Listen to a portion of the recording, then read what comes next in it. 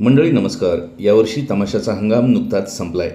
आपल्या सर्वांना माहीत आहे की ग्रामीण भागात यात्रा जत्रा यासाठी तमाशाच्या कार्यक्रमांना मोठी मागणी होती.